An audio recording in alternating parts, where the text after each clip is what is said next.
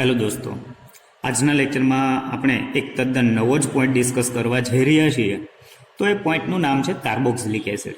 હવે જુઓ, કાર્બોક્સિલિક એસિડની થોડી ઘણી ઇન્ફોર્મેશન આપણે આ ચેપ્ટરની શરૂઆતમાં જ આપી હતી કે કાર્બોક્સિલિક એસિડ કહેવાય કોને.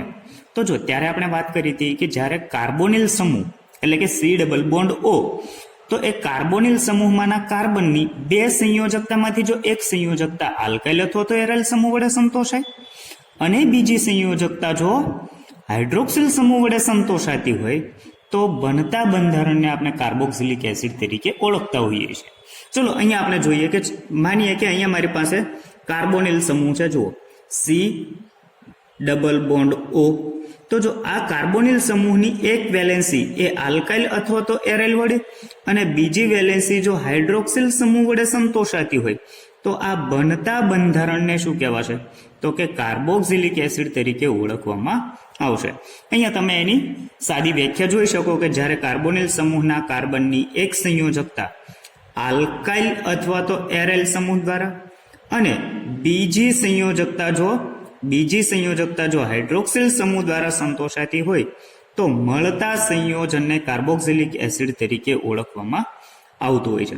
હવે કેમિસ્ટ્રીમાં તો આવા ઘણા બધા કાર્બોક્સિલિક એસિડ અવેલેબલ છે, પણ એમાંથી કેટલાક કાર્બોક્સિલિક એસિડ એવા છે જે આપણને કુદરતમાંથી મળતા હોય, એટલે કે કુદરતમાંથી એમનો કોઈ વરસાદ નથી થતો પણ કુદરતી પદાર્થોમાંથી મળતા હોય છે. અહીંયા આપણે એમના કેટલાક એક્ઝામ્પલ લઈએ. જો કે કુદરતમાંથી મળતા એ કાર્બોક્સિલિક એસિડ કયા કયા છે? તો જો આપણને ખ્યાલ છે કે દહીં અથવા તો દૂધ, તો એમાંથી શું મળે છે? તો કે લેક્ટિક એસિડ. જો અહીંયા આપણને મળતો લેક્ટિક એસિડ. ચલો, શેમાંથી મળે છે? તો કે એ દૂધ અથવા તો દહીં અથવા તો છાશમાંથી મળતો હોય છે. તો એ પણ શું છે? કુદરતમાંથી મળતો જ એસિડ કહેવાય. એનું બંધારણ દોરીએ. જુઓ, COOH. તો આને શું કહેવાશે? લેક્ટિક એસિડ તરીકે ઓળખવામાં આવે છે. આ ઉપરાંત લીંબુમાંથી મળતો સાઇટ્રિક એસિડ. જુઓ, સાઇટ્રિક એસિડ શેમાંથી મળે છે? તો કે લીંબુમાંથી મળે છે અથવા તો સંતરામાંથી મળતો હોય છે. તો જો સાઇટ્રિક એસિડ માટે બંધારણ દોરવા જઈએ તો શું બને? COOH, CH2, CHOH, COOH, CH2, COOH. તો જો અહીંયાનું જે સાઇટ્રિક એસિડ છે તો એ પણ શું છે? તો કે નેચરલી એટલે કે કુદરતમાંથી મળતો જ એસિડ. આવો નવો હજુ તમે જાણો છો એ છે ટાર્ટરિક એસિડ. જુઓ, ટાર્ટરિક એસિડ જે શેમાંથી મળે છે? તો કે સામાન્ય રીતે એ દ્રાક્ષ અથવા તો આંબલીમાંથી મળે છે. સાઇટ્રિક એસિડ શેમાંથી મળે છે? તો કે મોટા ભાગે આંબલી અને દ્રાક્ષમાંથી મળતો હોય છે. અચ્છા, એમનું બંધારણ દોરીએ તો શું બને? જો, COOH, CHOH, CHOH અને અગેન COOH. તો અહીંયા તમે જોઈ શકો છો કે શરૂઆતમાં આપણે લઈએ છીએ લેક્ટિક એસિડ. તો એ શેમાંથી મળે છે? તો કે દૂધ, દહીં, છાશ. તો કહેવાનો મતલબ કે કુદરતમાંથી મળે છે. સાઇટ્રિક એસિડ લીંબુમાંથી કુદરતી રીતે મળે છે. ટાર્ટરિક એસિડ આંબલી, તો કે કુદરતમાંથી મળે છે. તો આવા તો ઘણા બધા કાર્બોક્સિલિક એસિડ એવા છે કે જે આપણને કુદરતમાંથી મળતા હોય છે. હવે અહીંયા તમે જોશો તો ખ્યાલ આવશે. જુઓ કે જેમ જેમ આગળ વધતા જઈએ છીએ તો કાર્બનની શૃંખલા વધતી જાય. તો જો અમુક લિમિટેશન એવી આવે કે એમાં કાર્બનની શૃંખલા એ ખૂબ જ વધારે હોય તો એને અલગ વર્ગમાં મૂકવામાં આવતું હોય છે. તો એને શેમાં મૂકવામાં આવે?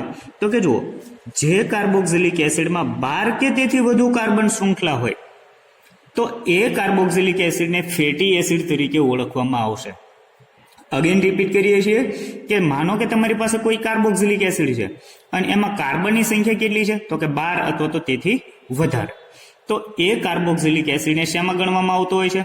તો કે એ કાર્બોક્સિલિક એસિડને ફેટી એસિડ તરીકે ઓળખવામાં આવે છે. જુઓ, 12 કે તેથી વધુ કાર્બન શૃંખલા ધરાવતા કાર્બોક્સિલિક એસિડને ફેટી એસિડ તરીકે ઓળખવામાં આવે છે. અને આવા ફેટી એસિડ શેમાંથી મળે છે?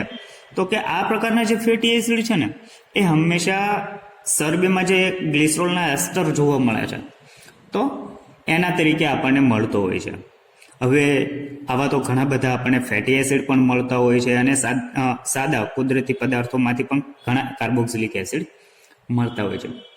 તો આ થઈ કાર્બોક્સિલિક એસિડની શરૂઆતની માહિતી.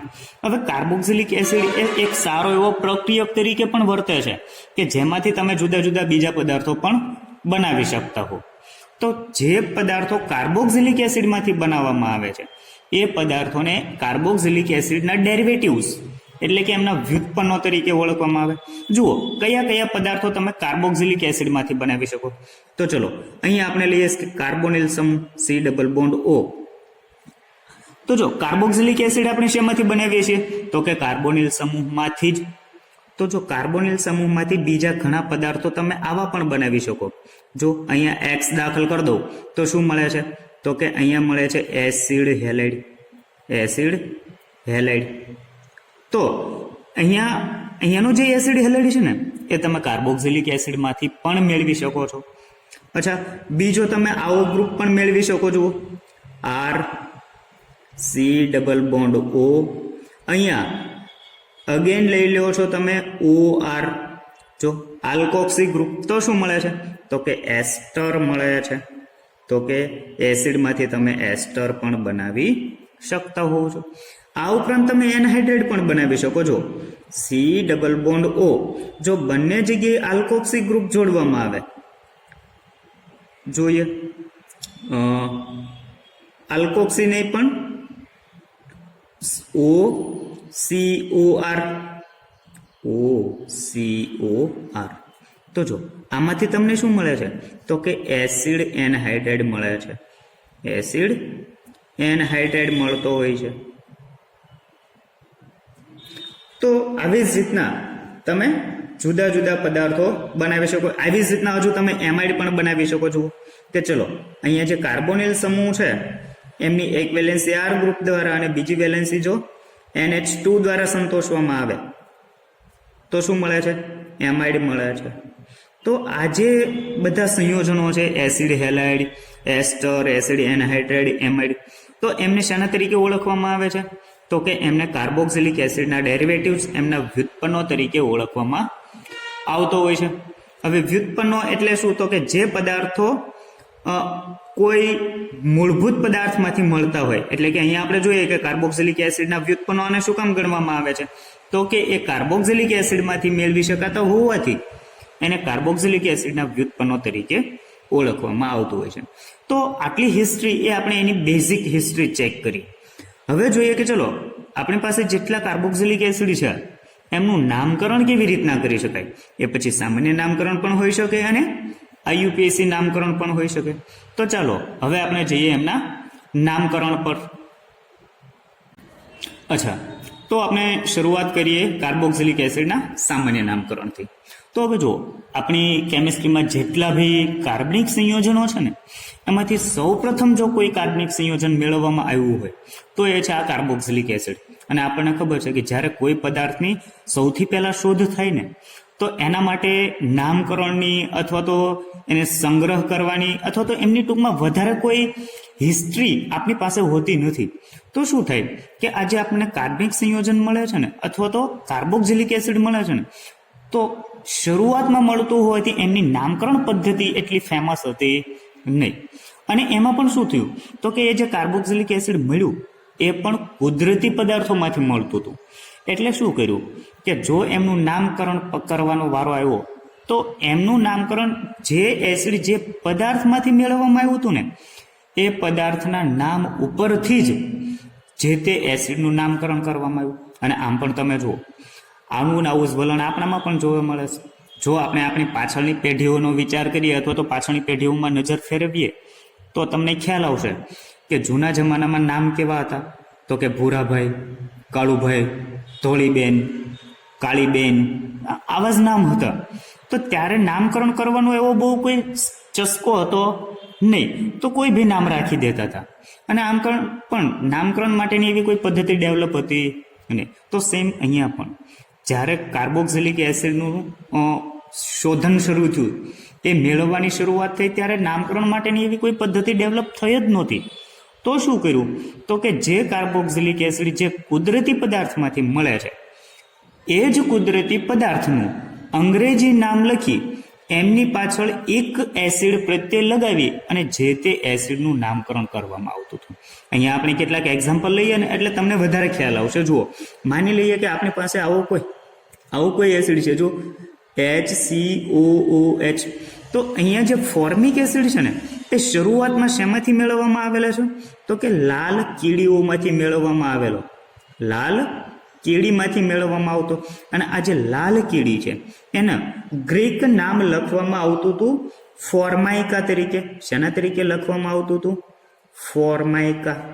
હવે આનું મારે નામકરણ કરવું છે તો આપણે વાત કરી કે જે એસિડ જે પદાર્થમાંથી મળે છે એનું અંગ્રેજી નામ લખી એને એક એસિડ પ્રત્યય લગાવો. તો જો અહીંયા શું કર્યું તો કે ફોર્માઇકામાંથી એ દૂર કર્યો અને એને શું પ્રત્યય લગાવ્યું? એક એસિડ પ્રત્યય લગાવ્યું. તો શું બની ગયું? જો ફોર્મિક એસિડ બની જશે, ફોર્મિક એસિડ. તો આ થશે એમનું નામકરણ. એવી ને એવી જ રીતના બીજું ઉદાહરણ પણ આપણે લઈએ કે ચલો અહીંયા આપણી પાસે છે CH3COOH એટલે કે એસિટિક એસિડ. તો એ શેમાંથી શરૂઆતમાં મેળવવામાં આવ્યો તો કે વિનેગારમાંથી મેળવવામાં આવતો હતો. અને આ વિનેગારને ગ્રીક ભાષામાં એસિટમ તરીકે ઓળખવામાં આવે છે. શેના તરીકે ઓળખવામાં આવે છે? એસિટમ તરીકે. હવે તો એ એસિટમને અંગ્રેજીમાં લખી અને એમને જો એક પ્રત્યય લગાવવામાં આવે, એક એસિડ તો એ એમનું નામકરણ થઈ જશે. હવે શું કર્યું તો કે આમાંથી અમ પ્રત્યય દૂર કરી, જો પાછળ જે અમ લાગે છે ને એ દૂર કર્યું અને પછી એક એસિડ જોડી દીધું. તો શું થઈ ગયું? જો એસેટિક એસિડ. તો આ થશે એમનું સામાન્ય નામકરણ. એવી જ રીતના હજુ એક એક્ઝામ્પલ લઈએ. જુઓ કે માની લઈએ કે આપણી પાસે આવો કોઈ એસિડ છે CH3 CH2 CH2 COOH. જો બ્યુટાનોઇક એસિડ છે. તો એ શેમાંથી મળતો હતો તો કે એ એમને શરૂઆતમાં માખણમાંથી મળેલો. અને માખણને ગ્રીક ભાષામાં બ્યુટીરમ તરીકે ઓળખવામાં આવે છે. શેના તરીકે ઓળખવામાં આવે છે? બ્યુટીરમ તરીકે. તો એમણે માખણના ગ્રીક ભાષામાં પણ અંગ્રેજીમાં લખેલા નામ ઉપરથી એમનું નામ રાખ્યું. એણે શું કરી દીધું?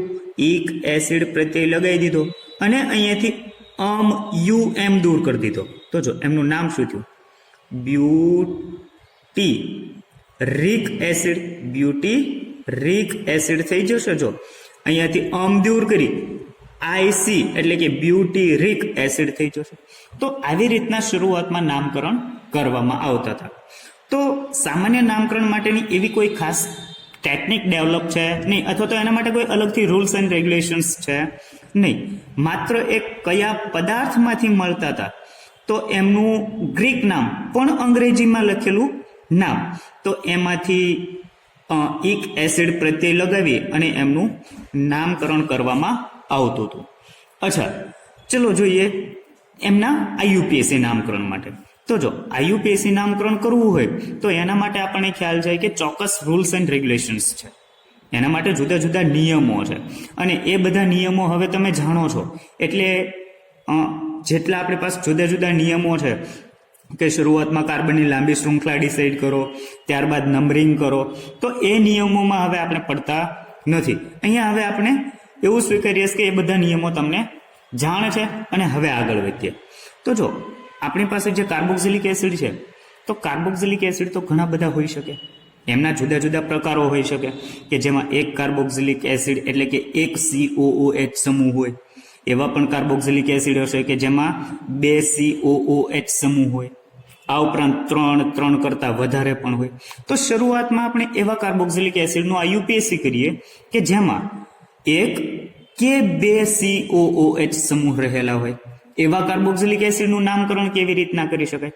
તો જુઓ, અહીંયા આપણો પહેલો પોઈન્ટ છે કે જે કાર્બોક્સિલિક એસિડના બંધારણમાં 1 અથવા તો 2 COOH સમૂહ રહેલા હોય એવા સંયોજનો માટેનું IUPAC નામકરણ.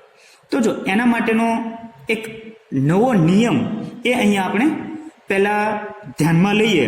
બાકી જૂના નિયમો એ તમને હવે ખ્યાલ જ છે.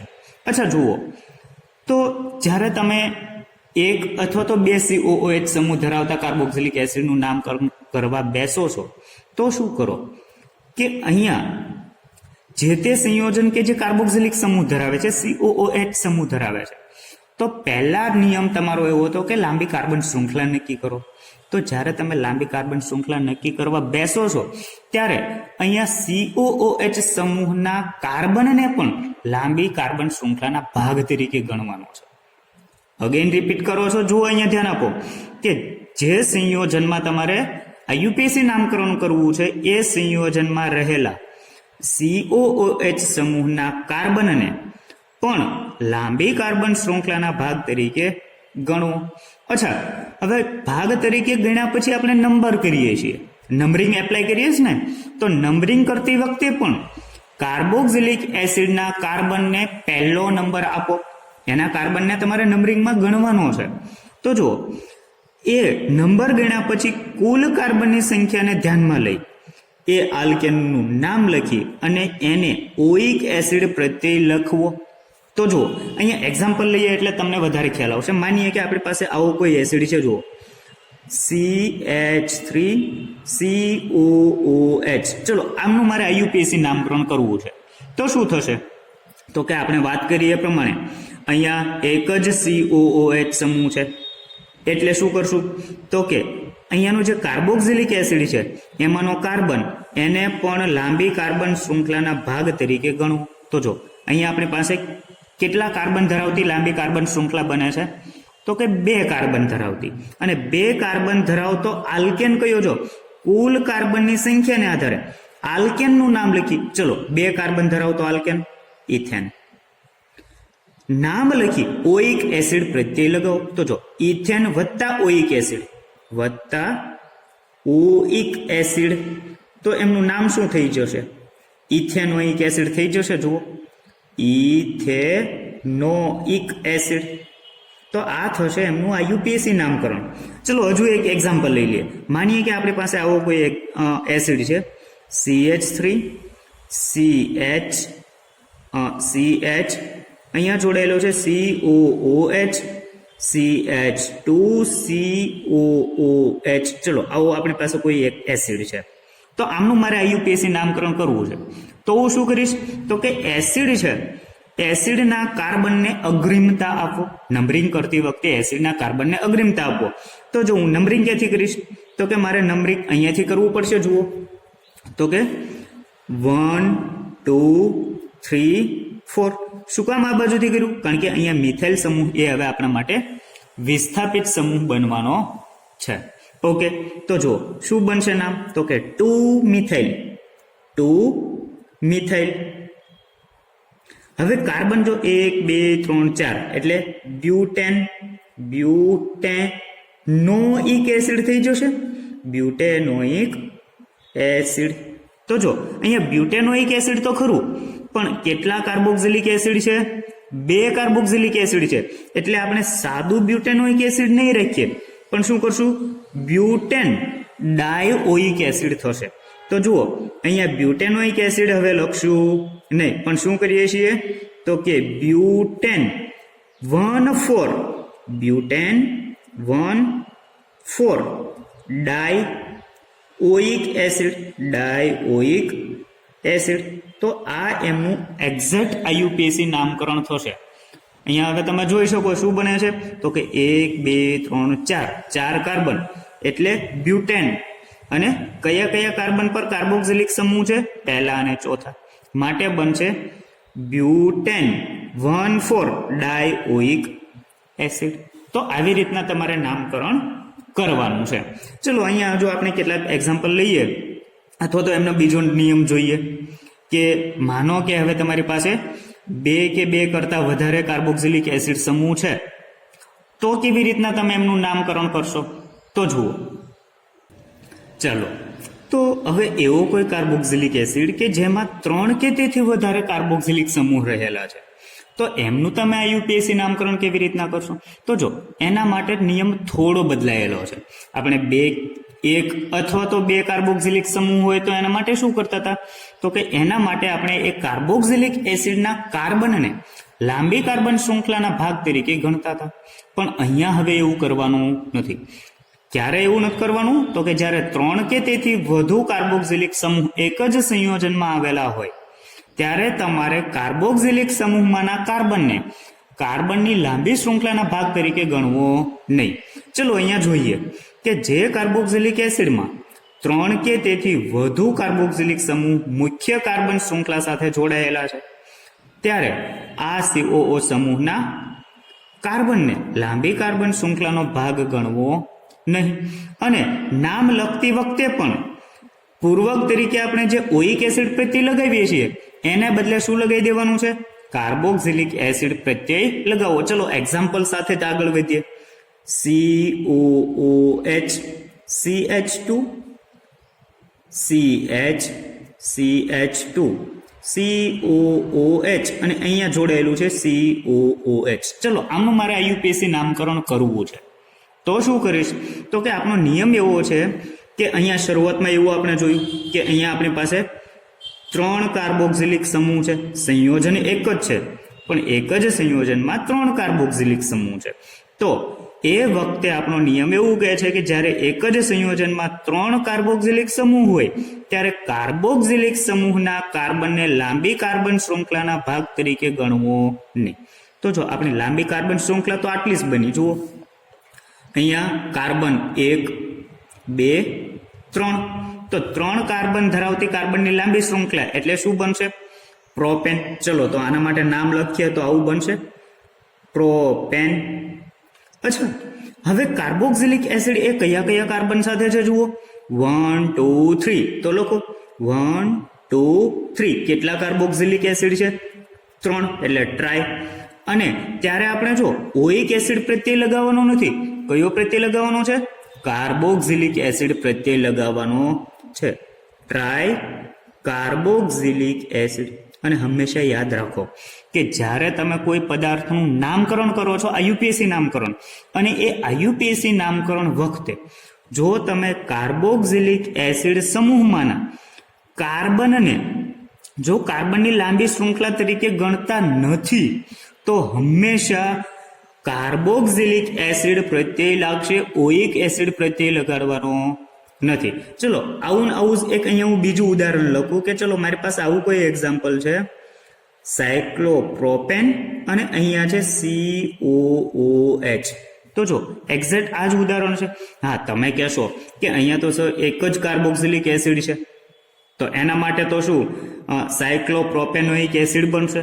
તો ના, IUPAC માટે અલગ બનવાનું છે. IUPAC શું બનાવશો?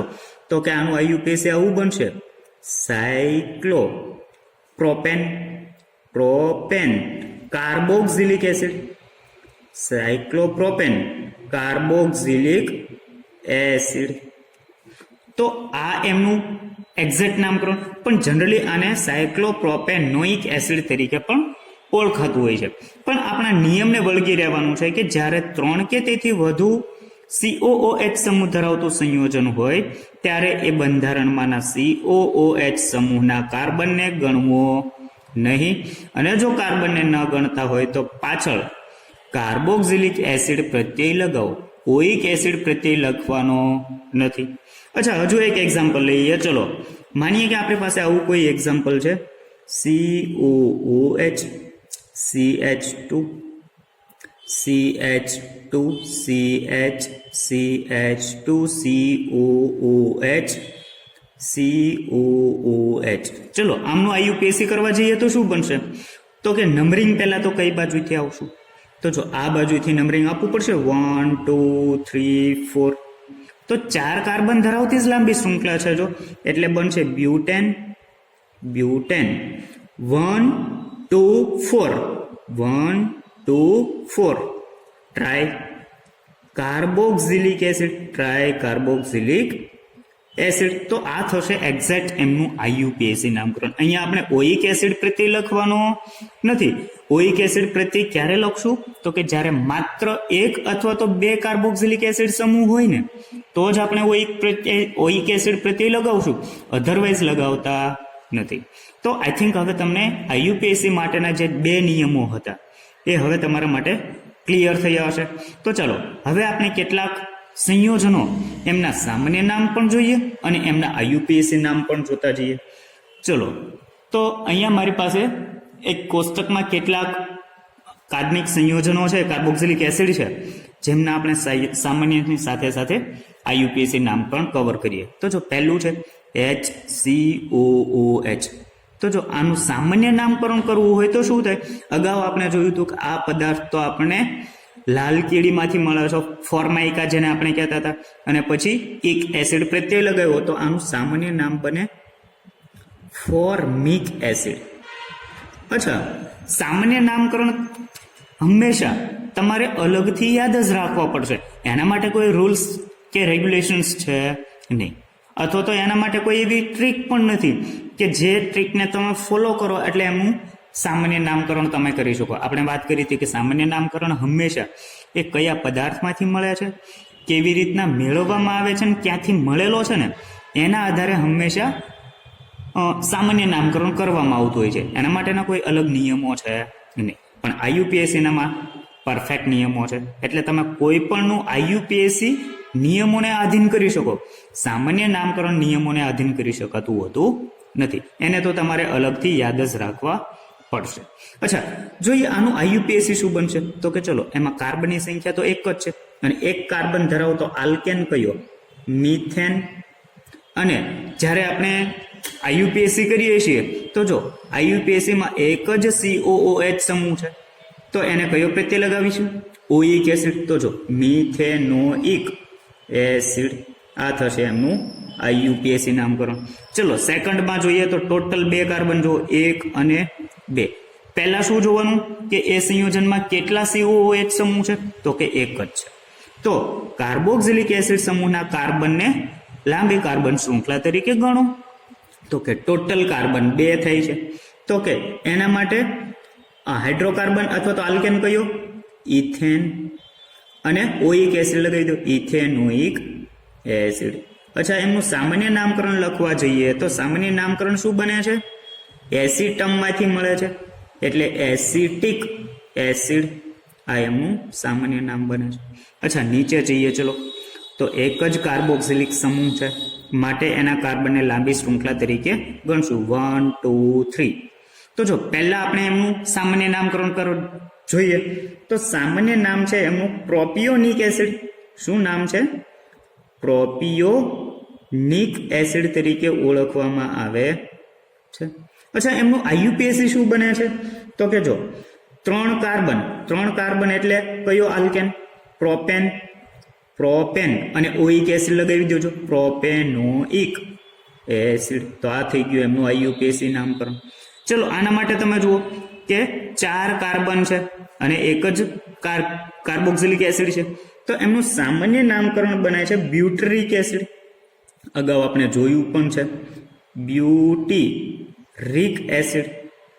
અને એમનું આઈયુપીએસસી નામકરણ કરવા જઈએ તો જો 1 2 3 4 4 કાર્બન ધરાવતો આલ્કેન બ્યુટેન છે, બ્યુટેન. અને ઓઇક એસિડ લગાવી દેજો, બ્યુટેનોઇક એસિડ.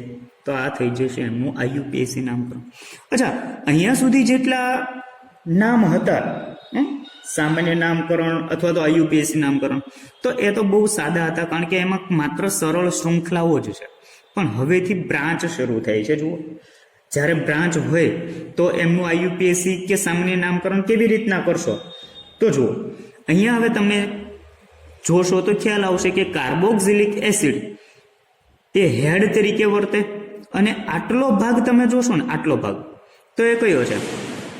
આઈસો ગ્રુપ છે. જો છેડેથી બીજા કાર્બન સાથે મિથાઇલ ગ્રુપ છે, અને છેડેથી જ્યારે બીજા કાર્બન સાથે મિથાઇલ ગ્રુપ હોય તો એને આપણે કયો પૂર્વક લગાવીએ છીએ? આઈસો પૂર્વક. તો જો આટલો તો બનશે આઈસો. કુલ કાર્બન 1 2 3 અને 4. તો જો આટલું શું બની જશે? આઈસો.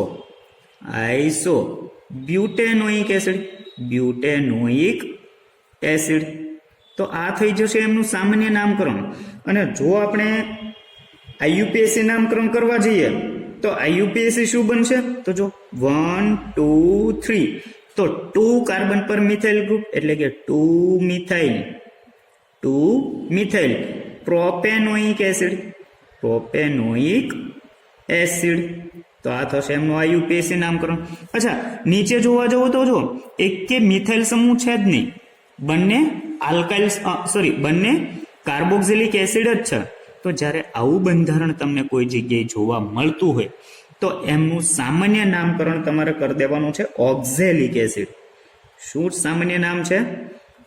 Oxalic acid. અને એમનું આઈયુપીએસી નામકરણ કરવા જઈએ તો ટોટલ 2 કાર્બન છે જુઓ, અને 2 કાર્બન હોય તો એને ઇથેન કહેવાય, ઇથેન.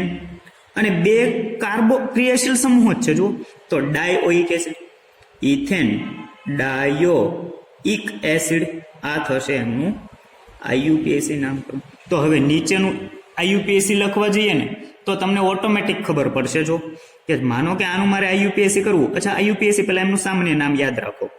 તો એમનું સામાન્ય નામ છે મેલોનિક એસિડ, મેલોનિક એસિડ. જો એક યાદ રાખવા માટેની થોડી ટ્રીક આપું તો એ એવું બનશે કે અહીંયા વચ્ચે એક પણ મિથાઇલ સમૂહ નથી.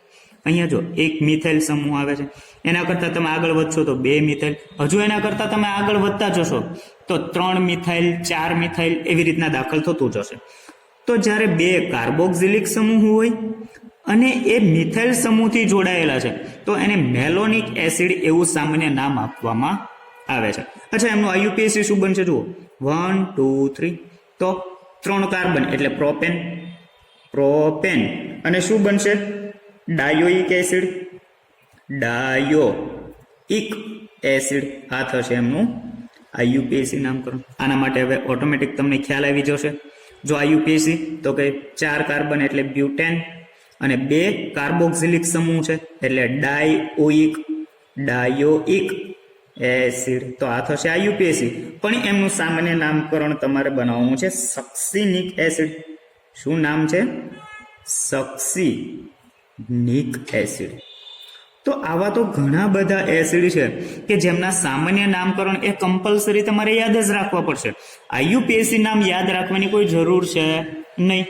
એના માટે શું છે તો કે એના માટે રૂલ્સ એન્ડ રેગ્યુલેશન્સ ફોલો કરતા જાઓ તો આઈયુપીએસી તો ઇઝીલી થઈ જતું હોય છે. ચલો હજુ આપણે કેટલાક સામાન્ય નામકરણ અને આઈયુપીએસી નામકરણ જોઈએ છીએ. ચલો, તો અહીંયા તમે જે પદાર્થ જુઓ છો, જે સંયોજન જુઓ છો, એમાં 2 કાર્બોક્સિલિક એસિડ છે અને વચ્ચે 3 મિથાઇલ સમૂહો છે. તો જ્યારે તમે આવું કોઈ બંધારણ જુઓ તો એમનું સામાન્ય નામ બનતું હોય છે ગ્લુટારિક એસિડ, ગ્લુટારિક એસિડ. અને એમનું આઈયુપીએસી બનાવવા જઈએ તો શું બને? જો 1 2 3 4 5, 5 કાર્બન ધરાવતો આલ્કેન કયો? તો કે પેન્ટેન, પેન્ટેન. અને 2 કાર્બોક્સિલિક સમૂહ હોવાથી પેન્ટેન ડાયોઇક એસિડ. તો આ થશે એમનું આઈયુપીએસી નામકરણ. અચ્છા, એની પછીનું બંધારણ જોવા જાવ તો જો આપણે વાત કરી તે પ્રમાણે એક મિથાઇલ સમૂહ વધતો જાય છે. તો જ્યારે 2 કાર્બોક્સિલિક એસિડ સમૂહોની વચ્ચે 4 મિથાઇલ સમૂહો હોય, 4 CH2 સમૂહો હોય, તો એમનું સામાન્ય નામકરણ તમારે કરવાનું છે એડિપિક એસિડ. અને આ એડિપિક એસિડનો ઉપયોગ તમે પોલિમર ચેપ્ટરમાં પણ કર્યો હશે, એડિપિક એસિડ. અચ્છા, એમનું આઈયુપીએસી કરીએ જો 1 2 3 4 5 6, 6 કાર્બન ધરાવતો આલ્કેન હેક્ઝેન, અને 2 કાર્બોક્સિલિક એસિડ સમૂહો છે તો હેક્ઝેન ડાયોઇક એસિડ. આ થશે એમનું આઈયુપીએસી નામકરણ.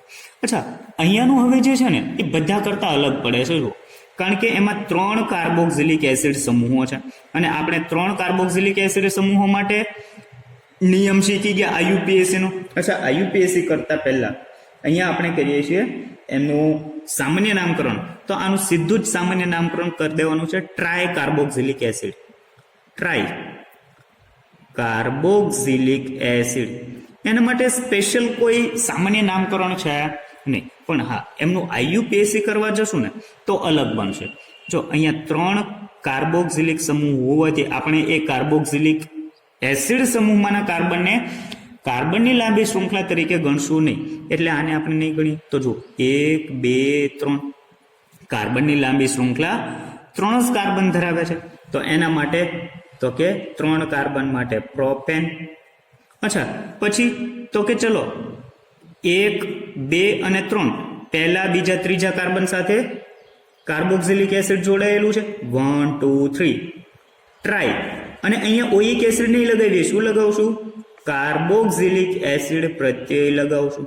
તો એમનું આઈયુપીએસી શું બન્યું? તો કે પ્રોપેન 1 2 3 ટ્રાય કાર્બોક્સિલિક એસિડ. આ એમનું આઈયુપીએસી થશે.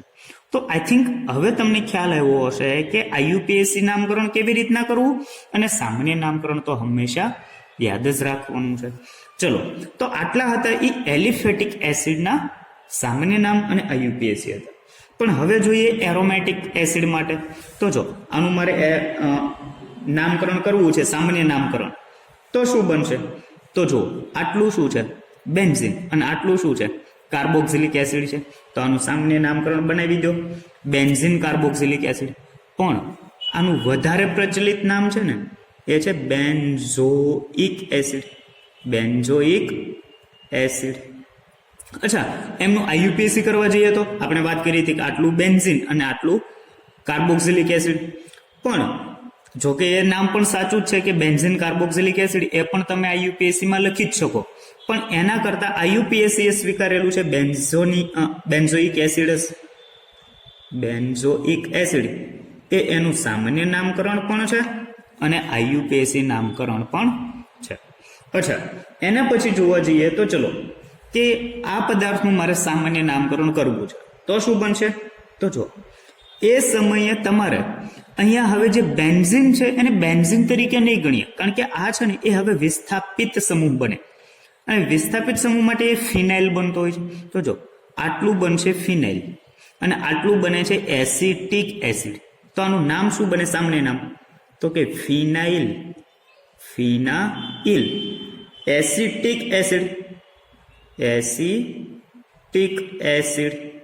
તો આ થશે એમનું સામાન્ય નામકરણ. પણ જો આઈયુપીએસી કરવા જઈએ તો આઈયુપીએસી માટે શું બને? તો જો 1 2, તો જો 2 ફિનાઇલ. 2 ફિનાઇલ. અને 2 કાર્બન ધરાવતો કાર્બોક્સિલિક એસિડ કયો? Ethanoic acid.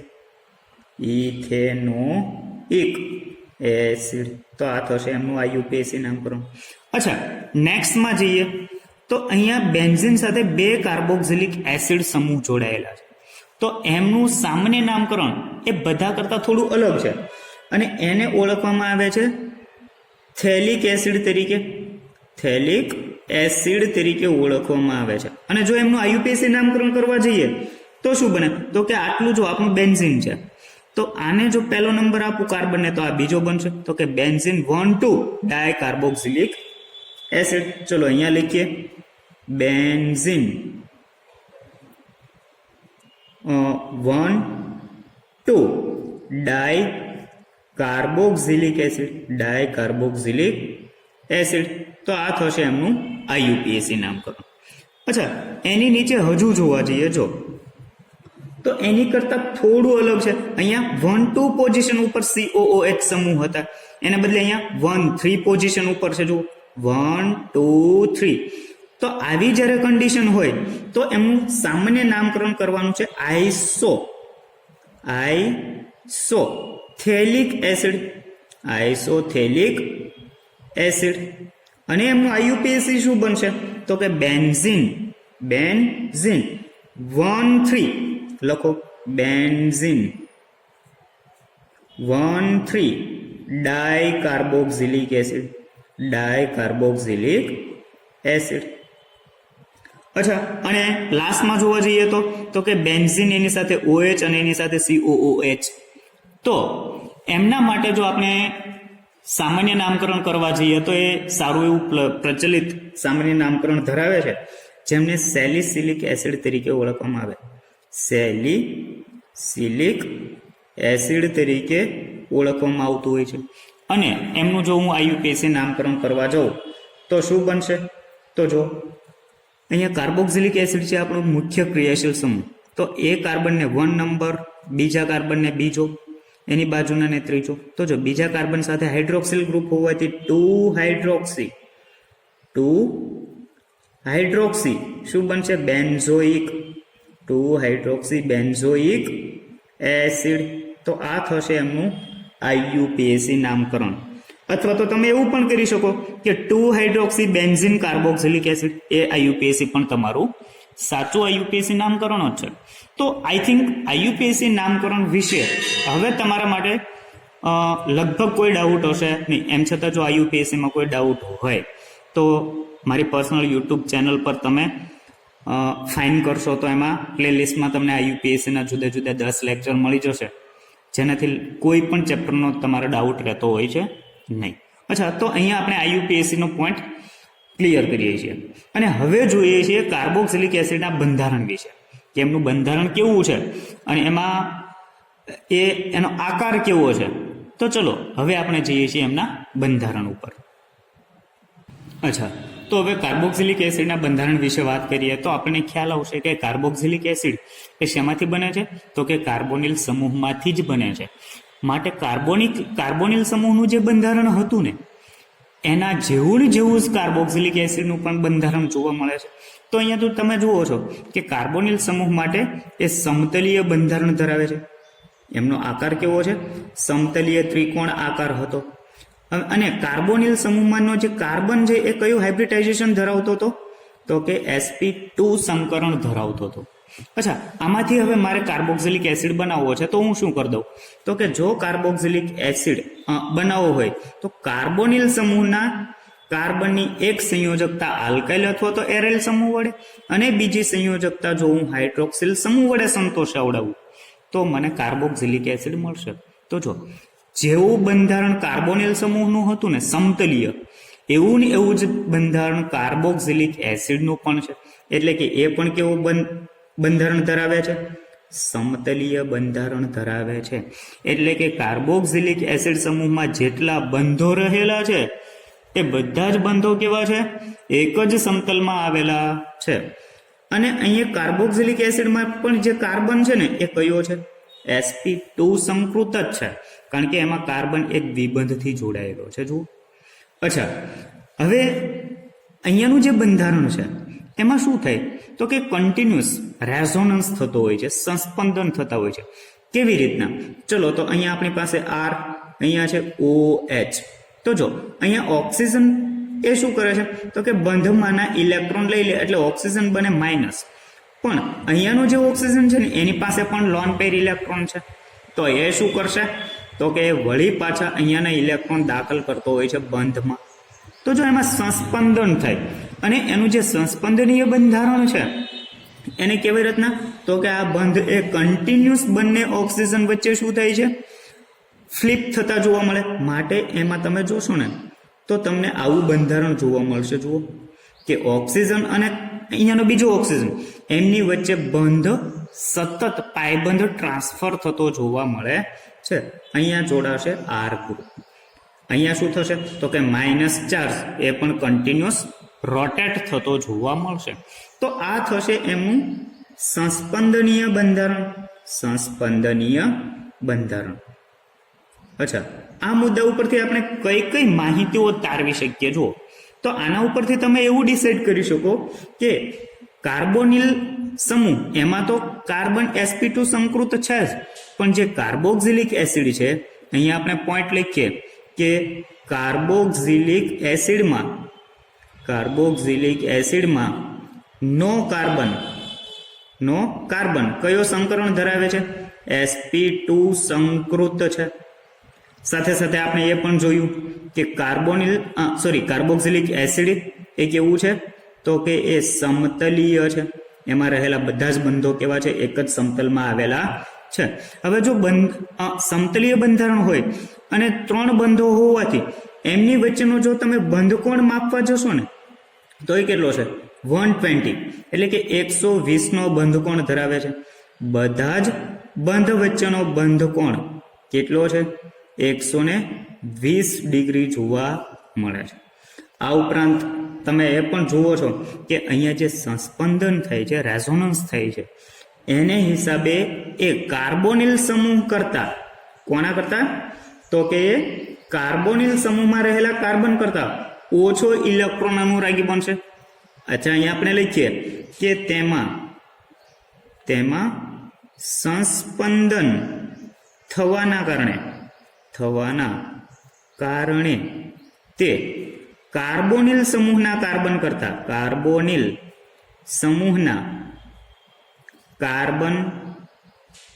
કરતા કાર્બોક્સિલિક એસિડમાં રહેલો કાર્બન કરતા ઓછો ઇલેક્ટ્રોન અનુરાગી છે. અચ્છા, શું કામ એ પણ જોઈએ. જુઓ તો અહીંયા તમે જોશો તો ખ્યાલ આવશે કે અહીંયા ઇલેક્ટ્રોનનું દાન કોણ કરે છે?